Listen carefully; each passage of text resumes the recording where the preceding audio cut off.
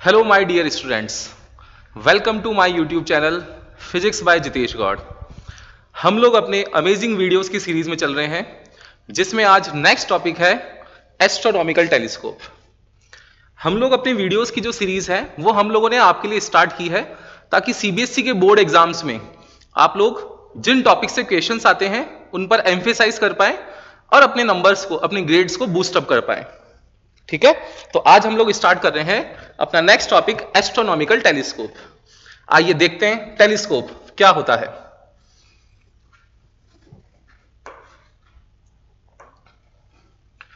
हम लोग पढ़ रहे हैं सबसे पहले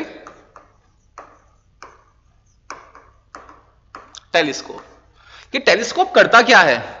आप लोगों ने अपने चाइल्डहुड में सुना होगा कि टेलीस्कोप से हम लोग स्टार्स को देखेंगे, प्लेनेट्स को देखेंगे।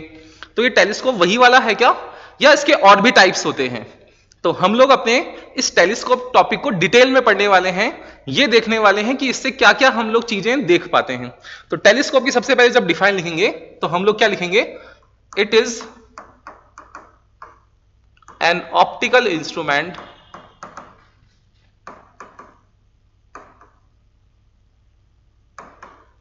by which we can see distant objects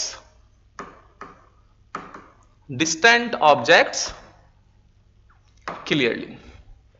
अगर आप लोगों को डिस्टेंट ऑब्जेक्ट्स को देखना है अपने, तो उसके लिए जो ऑप्टिकल इंस्ट्रूमेंट यूज किया जाता है उसका नाम है टेलीस्कोप। ये टेलीस्कोप कितने टाइप्स के होते हैं, तो अब हम लोग उस टॉपिक पे मूव कर रहे हैं। तो टेलीस्कोप जो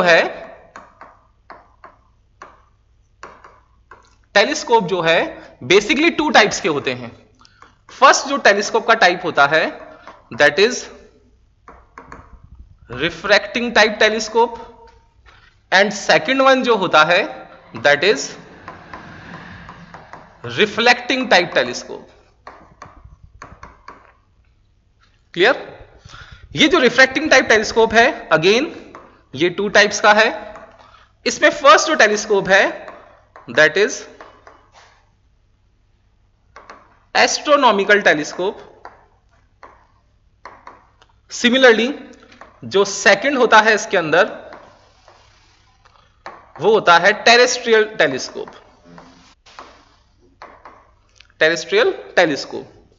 और जो रिफ्लेक्टिंग टाइप टेलीस्कोप है, इसका एक टाइप है जो है आप लोगों के पास में न्यूटन कैसग्रेनियन टेलीस्कोप। ठीक है, तो रिफ्रैक्टिंग टाइप टेलीस्कोप में एस्ट्रोनॉमिकल टेलीस्कोप है, एक है टेरेस्ट्रियल टेलीस्कोप। क्या होता है, क्या काम करता है एस्ट्रोनॉमिकल टेलीस्कोप? जब भी हमें स्पेशल ऑब्जेक्ट्स देखने, स्पेशल ऑब्जेक्ट्स लाइक स्टार्स हैं, प्लेनेट्स हैं, एस्ट्रोनॉमी के बारे में अगर हम लोगों को स्टडी करनी है, तो जो टेलीस्कोप का यूज होता है वो है कौन सा? Astronomical telescope.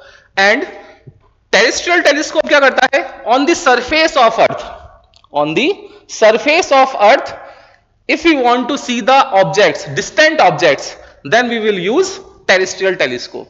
ओके, तो सरफेस पर देखना है तब टेरेस्ट्रियल, एस्ट्रोनॉमी का एनालिसिस करना है तो एस्ट्रोनॉमिकल टेलीस्कोप। सिमिलरली अब है हमारे पास रिफ्लेक्टिंग टाइप टेलीस्कोप। नेम से क्लियर दिख रहा होगा आप लोगों को, न्यूटन कैसग्रेनियन। ये जो टेलीस्कोप है इसमें हम लोग मिरर्स यूज करते हैं और उसका एनालिसिस किया जाता है। तो टेलीस्कोप बेसिकली है क्या? टेलीस्कोप एक ऑप्टिकल इंस्ट्रूमेंट है जिससे हम लोग डिस्टेंट ऑब्जेक्ट्स को देखते हैं। इसके टाइप्स, उसमें एस्ट्रोनॉमिकल टेलीस्कोप और टेरेस्ट्रियल टेलीस्कोप, न्यूटन कैसग्रेनियन टेलीस्कोप। अब आप लोगों की जो सीबीएसई में क्वेश्चन पूछा जाता है फ्रीक्वेंटली, वो टॉपिक जो है वो है एस्ट्रोनॉमिकल टेलीस्कोप। तो ये इंपॉर्टेंट टॉपिक है। या तो आप लोगों के चैप्टर 9 रे ऑप्टिक्स में से कंपाउंड माइक्रोस्कोप का क्वेश्चन बनता है या फिर एस्ट्रोनॉमिकल टेलीस्कोप का बनता है, और दोनों सिमिलरली टॉपिक ही हैं। तो कंपाउंड माइक्रोस्कोप का हम लोगों ने एक वीडियो बना दिया है आपके लिए। आप जो लिंक है उसमें एक डिस्क्रिप्शन लिंक में आपको एक उसका लिंक मिल जाएगा, एंड देन वहां जाकर के आप कंपाउंड माइक्रोस्कोप का एनालिसिस कर सकते हो, देख सकते हो। बहुत ही अच्छा वीडियो है। और अब हम लोग पढ़ने वाले हैं एस्ट्रोनॉमिकल टेलीस्कोप को डिटेल में। तो देखते हैं एस्ट्रोनॉमिकल टेलीस्कोप होता क्या है, क्या क्या चीजें इसमें हमारे काम आने वाली है। चलते हैं नेक्स्ट स्लाइड पर। तो आज हमारा टॉपिक है अब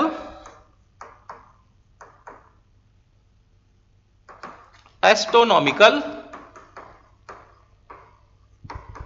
टेलीस्कोप। देखो, सबसे पहले इस टॉपिक में हम लोगों को एस्ट्रोनॉमिकल टेलीस्कोप में जो पढ़ने वाली चीज है वो है इसका magnifying power.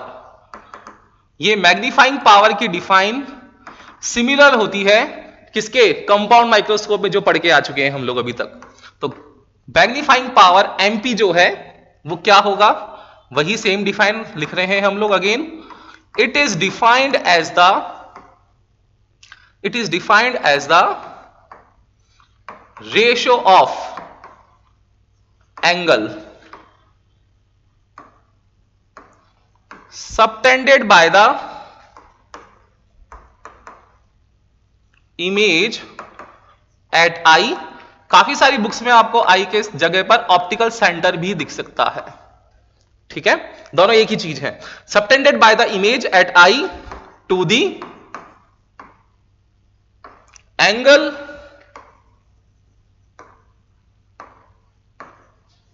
Subtended by the object at eye.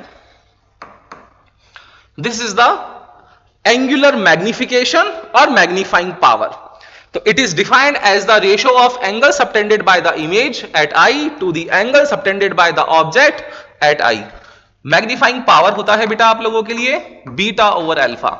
ये हम लोग देख चुके हैं, एक बार डिटेल में देखेंगे अभी आने वाली थोड़े से समय के अंदर कि इसका डेरिवेशन क्या होता है, इसकी वैल्यू कैसे निकालते हैं। फिर इसमें जो नेक्स्ट टॉपिक आप लोगों को देखने लायक होती है सिचुएशन में, वो होता है एलडीवी, जिसको हम लोग बोलते हैं क्या, लीस्ट डिस्टेंस ऑफ विजिबिलिटी। क्या होता है लीस्ट डिस्टेंस ऑफ विजिबिलिटी? ये होती है क्लोजेस्ट डिस्टेंस,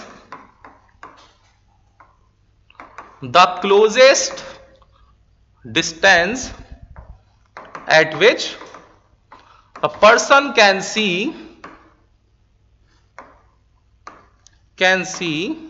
objects clearly। एक मिनिमम डिस्टेंस, एक क्लोजेस्ट डिस्टेंस जहां पर कोई भी इंसान, कोई भी पर्सन अपने ऑब्जेक्ट्स को क्लियरली देख सके। और इन जनरल इस एलडीवी की वैल्यू जो होती है फॉर फ्रेश आई वो होती है कितनी, 25 सेंटीमीटर। अगर हम लोग रेंज देखना चाहें तो इसकी रेंज होती है फ्रॉम इन्फिनिटी टू 25 सेंटीमीटर। और ये डिपेंड्स करती है, अगर इन्फेंट है, अगर कोई छोटा बच्चा है, उसके लिए अलग होगी इसकी वैल्यू, क्योंकि उसकी सिलेरी मसल्स जो होती है, सिलेरी मसल्स के बारे में आप लोगों को ध्यान होगा। सिलेरी मसल्स से ही हम लोग फोकस कर पाते हैं, पावर ऑफ लेंस डिसाइड करते हैं। तो सिलेरी मसल्स जो होती है वो एक किसी छोटे बच्चे के, इन्फेंट के कम होगी तो उसकी पावर अलग होगी, उसका लीस्ट डिस्टेंस ऑफ विजिबिलिटी अलग होगा, और एक ओल्डर पर्सन के लिए अलग होने वाली है। बट एक कॉमन आई जो है, फ्रेश आई जो होती है एडल्ट्स में, उसकी वैल्यू होती है उसके लिए d = 25 सेंटीमीटर, ठीक है। अब हम लोग देखते हैं इसका कंस्ट्रक्शनल डायग्राम और उसका डेरिवेशन। तो नेक्स्ट स्लाइड जो है अब आने वाली है आप लोगों के पास में, वो इसका डायग्राम है। देखिए, मैंने आप लोगों के लिए एक डायग्राम ड्रॉ करके रख रखा है। इसका क्या होता है, इसके अंदर वही दो लेंसेस। कंपाउंड माइक्रोस्कोप क्या था, 1 मिनट में एक बार रिवीजन कर लेते हैं। कंपाउंड माइक्रोस्कोप में देखा था हम लोगों ने कि 2 लेंसेस थे, one is objective lens, second one is eye lens. Objective lens की फोकल लेंथ वहां कम होती है और आई लेंस की फोकल लेंथ वहां ज्यादा होती है। अब सिमिलरली यहां भी 2 लेंसेस दिखेंगे। कौन कौन से लेंसेज हैं? फर्स्ट लेंस जो है इसका नाम है कौन सा लेंस, ऑब्जेक्टिव लेंस, और सेकंड लेंस जो है इसका नाम है क्या, आई लेंस। बट यहां पर फोकल लेंथ कंपाउंड माइक्रोस्कोप के रिवर्स प्रोसेस में है, ऑपोजिट है। कैसे कि जो ऑब्जेक्टिव लेंस है यहां देखो, उसकी फोकल लेंथ काफी ज्यादा है, ये एक लार्जर लेंस है कंपैरेटिवली आई लेंस के। और आई लेंस जो होता है, जो ऑब्जर्वर आई के नियर होता है, वो आप लोगों के पास देखो स्मॉलर फोकल लेंथ का है, ठीक है। अब कोई एक ऑब्जेक्ट है, हम लोगों को एस्ट्रोनॉमिकल टेलीस्कोप देखना है, तो एस्ट्रोनॉमिकल टेलीस्कोप जो होता है उसमें हम लोग स्टार, प्लेनेट्स, इनके बारे में एनालिसिस करते हैं। तो लेट्स से कोई एक स्टार है, ये रहा सन ले लें हम लोग, यूनिवर्सल सोर्स। अब इस सन से लाइट आ रही है, देखो ये लाइट आ रही है, ये लाइट्स हैं और ये लाइट्स जो है कोई ना कोई एंगल पे है। लेट्स से ये एंगल जो है हमारा अल्फा है। अब देखो लाइट आई है, इमेज फॉर्मेशन के रूल्स होते हैं कुछ, और इमेज फॉर्मेशन के रूल्स आप लोगों ने 10th क्लास में पढ़ रखे हैं। ये इमेज फॉर्मेशन रूल्स जो हैं मैं आप लोगों को एक बार बता देता हूं बेटा कि ये क्या है। देखो इमेज फॉर्मेशन के रूल्स में आप लोगों ने पहला पढ़ रखा है, whenever an object is present at infinity then it will generate parallel lights, and these parallel lights when incident on the lenses, convex lens or concave lens, then it will pass through the principal focus. So whenever an object is present at infinity, u equals to infinity होगा, so image will formed on the principal focus, so focal length हम लोग count कर लेंगे उसकी। Similarly vice versa case भी है क्या, कि अगर अब हमारा ऑब्जेक्ट जो है वो प्रिंसिपल फोकस पे है, light if the light ray coming from the principal focus then after refraction it will be parallel to principal axis. तो देखो ऑब्जेक्ट हमारा कहां है, प्रिंसिपल फोकस पे, देन इमेज जो फॉर्म्ड होगी वो अब कहां होगी, इंफिनिटी पर। वाइस वर्सा केस है। इन दोनों केसेस का यूज करते हैं हम लोग constructional diagram of astronomical telescope. देखना यहां पर सन है, ये सन जो है लेट से हम लोग कह रहे हैं इसको कि ये इंफिनिटी प्रेजेंट है, जो लाइट आएगी वो इंफिनिटी से आएगी। अब इंफिनिटी से जो लाइट आ रही है, देखो आपको पता ही है इंफिनिटी से आने वाली लाइट ये ऑप्टिकल सेंटर है इसका, ऑप्टिकल सेंटर से लाइट जो होगी स्ट्रेट अवे पास हो जाएगी। जब स्ट्रेट अवे पास हुई है तो हम लोगों ने वहां पर क्या करा, उसकी एक इमेज बना ली। क्लियर है, ये अगर A है, ये हमारा पॉइंट B है, सो ये A डैश हो गया और इस पॉइंट को नाम दे दिया हम लोगों ने क्या, B डैश। अब A डैश B डैश पर देखो इन लाइट्स को ज्वाइन कर दिया हम लोगों ने, यहां से जो लाइट आ रही है इसको ज्वाइन कर दिया, यहां से जो लाइट आ रही है उसको इस पॉइंट पर ज्वाइन कर दिया। जैसे ही ज्वाइन किया आप लोगों के पास में A डैश B डैश एक इमेज बन गई। ये जो इमेज है वो अनदर जो लेंस है आप लोगों के पास आई लेंस, उसके लिए बिहेव करेगी एज एन ऑब्जेक्ट। ये हम लोग कंपाउंड माइक्रोस्कोप में भी देखे थे कि जब भी फर्स्ट लेंस से, जो फर्स्ट ऑब्जेक्टिव लेंस होता है उससे जो इमेज बनती है वो सेकंड लेंस के लिए बिहेव करती है ऑब्जेक्ट की तरह। तो ये ऑब्जेक्ट की तरह बिहेव करेगी। और कौन सा मेथड था वहां पर, बोलो याद है क्या किसी को, कमेंट सेक्शन में बताना। Rack and pinion method. Rack and pinion method से हम लोग इसका नॉर्मल एडजस्टमेंट करते हैं, और एडजस्टमेंट इस अकॉर्डिंग किया जाता है कि ये जो आप लोगों की इमेज है जो इसके लिए ऑब्जेक्ट जैसा बिहेव कर रही है वो इसके ऑप्टिकल सेंटर O डैश और इस लेंस की फोकल लेंथ, इस लेंस की फोकल लेंथ कौन सी होगी, FE, उन दोनों के मिड में आ जाए। इस according rack and pinion method से उसका एडजस्टमेंट किया जाता है। तो FE और O डैश के बीच में जैसे ही ये A dash B dash object आ गया, देखो तो लाइट जाएगी एक पैरेलल लाइट, कहां से पास हो गई, इसके फोकस से, एंड ऑप्टिकल सेंटर से लाइट चली गई सीधी। तो जब हम लोग इसको एक्सटेंड करेंगे लाइट्स को, तो ये लाइट्स एक किसी पॉइंट पर मिलती हुई दिखेगी जहां हमको फाइनल इमेज मिलने वाली है। ये फाइनल इमेज होगी A double dash B double dash. ये हमारी एक फाइनल इमेज है, और इस इमेज का नेचर पोजीशन साइज क्या होगा, ये वर्चुअल होगी, इरेक्ट होगी एंड एनलार्ज होगी। देखो इस तरीके से यहां पर इमेज फॉर्मेशन होने वाला है। क्लियर है कंस्ट्रक्शनल डायग्राम। अब हम लोग डिसाइड करते हैं इसकी डिस्टेंस। देखो डिस्टेंस कैसे डिसाइड करेंगे बेटा, डिस्टेंस की हम लोग डिसाइड देखो कैसे कर रहे हैं। ये आप लोगों के पास में ऑब्जेक्ट डिस्टेंस है, इसको हम लोगों ने ले लिया -u0। O किसके लिए लगाया, फॉर ऑब्जेक्टिव लेंस, UO। इसकी इमेज कहां बन गई, FO पर। So image distance VO equal है किसके, FO के। एंड अब यहां पर ये ऑब्जेक्ट ऐसा बिहेव कर रहा है, तो ये डिस्टेंस हुई ऑब्जेक्ट के लिए, किसके, आई लेंस की, लेफ्ट हैंड साइड में है तो minus sign, and final image यहां बन गई है तो ये डिस्टेंस हुई हमारी कितनी, image distance v. For eye lens we will use e. Okay, अब एक फैक्टर और होता है लीस्ट डिस्टेंस ऑफ विजिबिलिटी. क्या बताया था मैंने, द क्लोजेस्ट डिस्टेंस.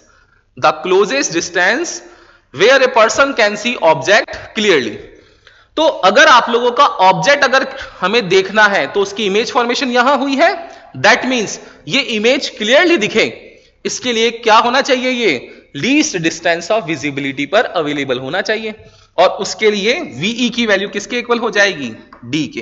पीछे की तरफ है लेफ्ट हैंड साइड में, इसलिए we will use -d. Okay, करें स्टार्ट डेरिवेशन. अब इसका देखो, तो अब हमें क्या निकालना है, इसका मैग्नीफाइंग पावर. तो because we know that magnifying power MP equals to beta by alpha. क्या होगा for small angles, we will use tan beta and tan alpha. Now value for tan beta. tan beta देखो कहां से आएगा, देखना ध्यान से. tan बीटा निकालना है हम लोगों को. क्या ये इमेज है, क्या ये इमेज है, क्या इमेज का एंगल कितना होगा, बीटा. क्या ये ऑब्जेक्ट है, क्या ऑब्जेक्ट का एंगल कितना होगा, अल्फा. देखो ये एंगल और ये एंगल वर्टिकली अपोजिट है, दैट्स वाई इसको भी मैं अल्फा लिख सकता हूं. तो अब आप लोगों को क्लियरली दो ट्राइंगल दिख रहे होंगे. कौन कौन से दो ट्राइंगल दिख रहे हैं, देखना. फर्स्ट ट्राइंगल दिख रहा है आप लोगों को ओ बी डैश ए डैश. एक ट्राइंगल दिख रहा है ये, जिसमें एंगल है कौन सा, अल्फा. आपको दूसरा ट्राइंगल दिख रहा होगा यहां पर, ये वाला triangle F O dash A dash. एक ट्राइंगल ये दिख रहा होगा आप लोगों को, एक ट्राइंगल ये हो गया, अब एक ट्राइंगल ये हो गया. उसमें एक बार tan बीटा निकालना है, एक बार tan अल्फा निकालना है, दोनों का रेशियो लेना है. तो अब आप लोगों को चीजें बहुत इजी गोइंग समझ में आने लग जाएगी. देखो, तो tan बीटा की वैल्यू लिख रहे हैं अब हम लोग. tan बीटा क्या आएगा, देखना. tan बीटा हमें पता है कि tan बीटा जो होगा वो परपेंडिकुलर और बेस का रेशियो होगा. तो परपेंडिकुलर क्या है, परपेंडिकुलर यहां पर एफ ओ ए डैश, या आप लोग बी डैश ए डैश भी लिख सकते हैं, बी डैश ए डैश. और बेस कितना है इसका, B dash O dash, B dash O dash. ये tan बीटा किसमें निकाला हम लोगों ने, इस वाले ट्राइंगल में, in triangle A dash B dash O dash में. अगेन अब tan अल्फा निकालना है, तो फॉर tan अल्फा कौन सा ट्राइंगल ले रहे हैं हम लोग, O B dash A dash, in triangle O B dash A dash. इसमें हम लोगों को tan अल्फा निकालना है. tan alpha is the ratio of perpendicular to the base. So perpendicular will be B dash A dash, B dash A dash, and base ये रहा O B dash, O B dash. जैसे ही इस equation first में हम लोग value रखेंगे और आप लोगों के पास आंसर आना चालू हो जाएगा. देखना तो क्या आएगा इससे, MP equals to tan beta over tan alpha. क्या देखा हम लोगों ने इसमें, देखना B A dash upon B dash O dash, इन दोनों का रेशियो लिखना है. यही लिख लेते हैं हम लोग एक बार. तो B dash A dash upon B dash O dash, और ये रेसिप्रोकल होके जाएगा, तो O B dash upon B dash A dash. देखो बेटा कैंसिल हो गया क्या. तो मैग्नीफाइंग पावर जो आ रहा है अब आप लोगों के पास, वो मैग्नीफाइंग पावर कितना आ रहा है, मैग्नीफाइंग पावर MP की वैल्यू आ गई है O B dash upon B dash O dash, and it will be O B dash. कितना है ओ बी डैश, ये रहा ओ बी डैश. क्या वैल्यू है इसकी, FO. तो हम लोग लिख दें इसको FO. And B dash O dash, ये रहा बी डैश ओ डैश, इसकी वैल्यू कितनी है, -UE. ये आप लोगों का आंसर आ गया है. किसका आंसर आया है, मैग्नीफाइंग पावर. कब आया है magnifying power, when object is present at least distance of visibility. Least distance of visibility पर मैग्नीफाइंग पावर जो होगी वो क्या होगी, FO बाई -UE. ये आपका फॉर्मूला आ गया है लीस्ट डिस्टेंस ऑफ विजिबिलिटी के लिए. लेकिन अगर हम चाहें कि इस फॉर्मूले के लिए जो आई लेंस की इक्वेशन है उसको कैसे अप्लाई करना है, तो वो देखते हैं अब हम लोग. FO बाई यूई से देखना, FO बाई यूई से हम लोग कैसे करने वाले हैं इस चीज को, बिकॉज मैग्नीफाइंग पावर FMP कितना है बेटा, FO बाई यूई। फर्स्ट इसमें हम लोग देख रहे हैं for least distance of visibility, और लीस्ट डिस्टेंस ऑफ विजिबिलिटी के लिए आपको पता है कि हमारा जो VE है वो कहां प्रेजेंट है, D पर, एंड जो ऑब्जेक्ट डिस्टेंस है वो कितनी होनी चाहिए, माइनस यूई। देखेंगे ऐसा है क्या, देखो VE की वैल्यू माइनस D एंड ये है UE, तो हमारा जो नेक्स्ट पॉइंट है वो यही है, देखो VE की वैल्यू माइनस D, U की वैल्यू माइनस UE। तो आई लेंस की इक्वेशन क्या होती है, 1/f equals to 1/v minus 1/u। Eye lens के लिए FE VE UE, देखो क्या आएगा, 1/fe वैल्यू रखेंगे हम लोग, V की वैल्यू कितनी है माइनस D माइनस 1/माइनस UE, कितना आने वाला है इससे 1/fe minus 1/d minus 1/UE। हम लोगों को क्या चाहिए, 1/UE की वैल्यू चाहिए, तो इससे 1/UE कितना आ जाएगा, 1/UE विल बी, इसको ट्रांसफर करेंगे 1/d प्लस 1/fe, 1/fe, इसको उठा करके यहां लिखेंगे तो मैग्नीफाइंग पावर का एक न्यू फॉर्मूला आ गया आप लोगों के पास में, क्या, FO ये माइनस FO और 1/UE की वैल्यू लिख दी मैंने कितनी, 1/d plus 1/fe। This is the magnifying power when object present, when object present at least distance of visibility 25 centimetre पर अवेलेबल है, तब मैग्नीफाइंग पावर ये लगाएंगे। लेकिन आपके दिमाग में आएगा कि सर जब अगर आपके पास ऑब्जेक्ट इंफिनिटी पे बन जाए और ऑब्जेक्ट इंफिनिटी पे प्रेजेंट हो और इमेज भी इंफिनिटी पर हो, अब ये केस कैसे पॉसिबल होगा, उसका कंस्ट्रक्शनल डायग्राम क्या होगा। अगर आपसे एग्जाम में पूछे कि if an object is present at infinity, if an object is present at infinity then final image will form on the focus, यही होने वाला है। अब फोकस पे बनेगा तब उसके लिए क्या होगा, और ऑब्जेक्ट हमारा अगर कहां पर है अवेलेबल, फोकस पर, तो उसकी इमेज कहां बनेगी, इंफिनिटी पर। इमेज फॉर्मेशन के रूल्स में यही तो देखा अभी हम लोगों ने, ये देखिए कि whenever an object is present at infinity, तो इमेज कहां बन रही थी, फोकस पर, और जब ऑब्जेक्ट फोकस पे अवेलेबल है तो इमेज कहां बनेगी उसकी, इंफिनिटी पर। तो सेकंड केस का डायग्राम जो है वो अब हम लोग देखने वाले हैं, तो देखते हैं इसका डायग्राम, देखना भाई। यस, ये देखो मैंने आप लोगों के लिए इसका डायग्राम बनवा रखा है। देखो क्या होगा, यहां पर आप लोगों के पास में वही अगेन, ये एक ऑब्जेक्टिव लेंस है, ये एक आई लेंस है। यहां पर हम लोग बोलने वाले हैं कि ये जो लाइट है, ये देखो एक सन है या कोई भी स्टार है, और यहां से लाइट आ रही है अल्फा एंगल पर, ये अल्फा एंगल पे, सो ये एंगल और ये एंगल वर्टिकली अपोजिट होने वाले हैं। आपको पता ही है कि ये इमेज डिस्टेंस जो आएगी इसकी V0 वो F0 के इक्वल होने वाली है, ये इमेज आ गई FO। क्लियर है। अब हम लोग क्या करने वाले, इसका नॉर्मल एडजस्टमेंट करने वाले। वर्ड याद रखना आप लोग, कौन सा word, normal adjustment. As it is word लिखा हुआ आता है आपके CBSE के पेपर में, नॉर्मल एडजस्टमेंट। इसका मतलब क्या है कि with the help of rack and pinion method, वापस सुनना बच्चों, नॉर्मल एडजस्टमेंट का मतलब क्या है, with the help of rack and pinion method we will set the image on the focal length of eye lens। देखना ये कहां पर है अभी, ये भी कहां है, focal length of objective lens.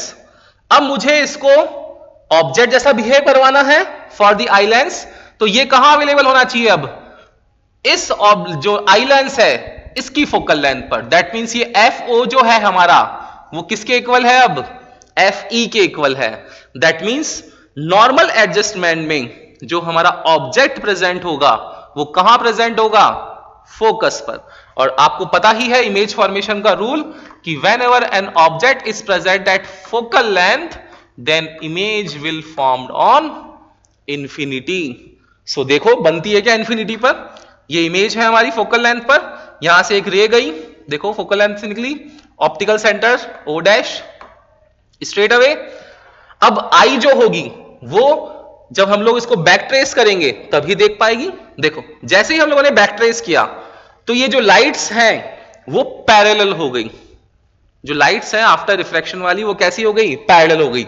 और पैरेलल लाइट्स जो होती है वो कहां मिलती है, इंफिनिटी पर मिलती है। इंफिनिटी किसी ने देखा ही नहीं आज तक, तो इंफिनिटी पर मिलने वाली है। कब, जब हमारा जो ऑब्जेक्ट है ये जो यूई था हमारा वो कन्वर्ट हो गया किसमें, एफई में। सो सिंपली हम लोग इसका मैग्नीफाइंग पावर निकालने को बोले तो मैग्नीफाइंग पावर हमारा क्या था, magnifying power is the ratio of beta over alpha. इससे क्या आंसर आया था हमारा आंसर आया था एफओ ओवर माइनस यूई। ये कब था, लीस्ट डिस्टेंस ऑफ विजिबिलिटी पर। बट अब क्या हो गया, यूई किसके इक्वल हो गया, एफई के, because UE becomes FE, then magnifying power कितना हो गया, एफओ माइनस एफई। ये मैग्नीफाइंग पावर आया है। कब आया है ये मैग्नीफाइंग पावर, जब हमारा ऑब्जेक्ट प्रेजेंट हो फोकल लेंथ पर और इमेज बने कहां पर, इंफिनिटी पर। उस टाइम पर फोकल लेंथ जो होगा वो एफओ ओवर एफई होने वाला है विद नेगेटिव साइन। क्लियर है। तो बहुत इजीली आपको समझ में आया होगा कि मैग्नीफाइंग पावर जो है वो कैसे निकाल सकते हैं। कंपाउंड माइक्रोस्कोप में मैग्नीफाइंग पावर निकालने का एक बड़ा सा डेरिवेशन होता है, बट यहां पर कुछ भी नहीं है। यहां पर आप लोगों को सिंपली केवल देखना होता है कि कैसे हम लोग उसका डेरिवेशन फाइंड कर सकते हैं। ये एफ ओवर यू ही आया था। ऑब्जेक्ट का अगर हम लोगों को लीस्ट डिस्टेंस ऑफ विजिबिलिटी के लिए कैलकुलेट करवाना है तो देखो image distance minus T, U की वैल्यू माइनस यूई। जैसे ही आप लोग पुट करोगे तो मैग्नीफाइंग पावर का फॉर्मूला आ जाएगा, magnifying power MP equals to minus F naught, bracket में 1 over D plus 1 over F E. Clear है। कोई डाउट किसी को यहां तक नहीं होगा। अगर आपको डाउट है तो आप अपने कमेंट सेक्शन में बिल्कुल लिखिए। हम लोग उन्हीं टॉपिक्स पर आप लोगों के लिए अमेजिंग वीडियोस की सीरीज में कुछ और वीडियोस बनाएंगे। तो मिलते हैं नेक्स्ट क्लास में। This is Jitesh Gaur signing of.